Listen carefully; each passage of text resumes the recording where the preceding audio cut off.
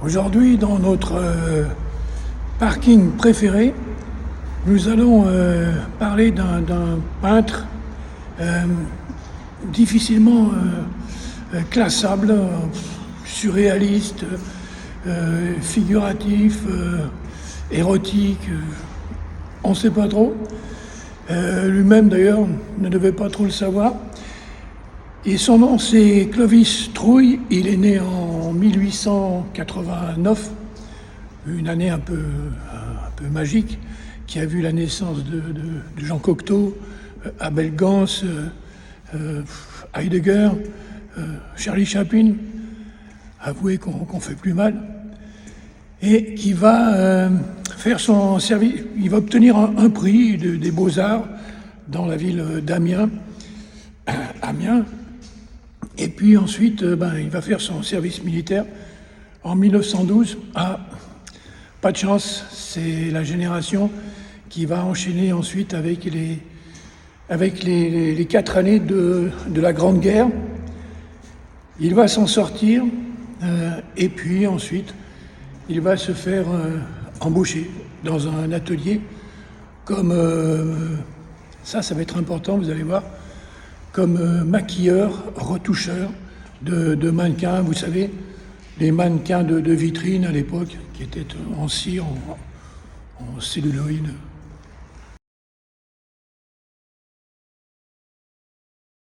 Imaginez Clovis, un petit gars aux allures très très anodines, un type qui a quand même traversé 4 années de terreur. Il est maintenant dans un atelier, vous savez, à Haute-Verrières, comme l'étaient à Haute-Verrières en accordéon, là, vous savez, comme l'étaient les usines dans le passé, entouré de mannequins, de hanches de cire, de poitrines de cire, de visages de cire, une sorte de lupanar immobile.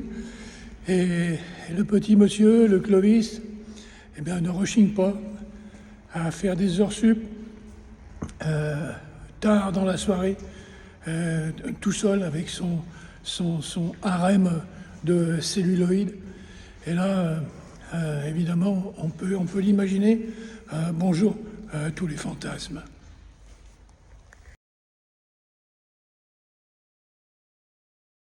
Dans les heures libres qui lui restent, il va se mettre à peindre dans son appartement parisien, hanté par 4 années de terreur et aussi par les mannequins, parmi lesquels les mannequins silencieux, un peu spectraux, parmi lesquels il vit la journée.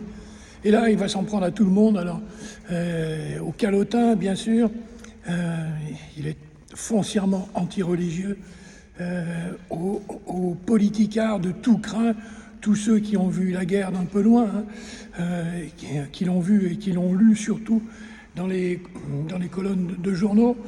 Et il va lancer sur la bourgeoisie des tableaux, des images comme autant de shrapnel enjuponné.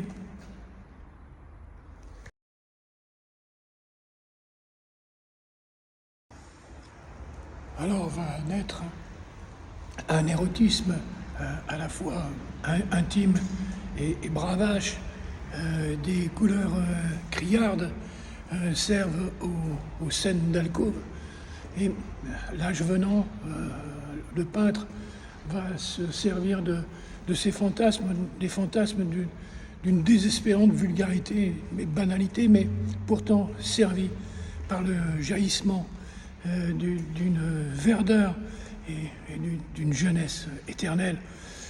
André Breton ne s'y trompera pas en disant que Clovis Trouille, c'est le grand maître de cérémonie du tout est permis.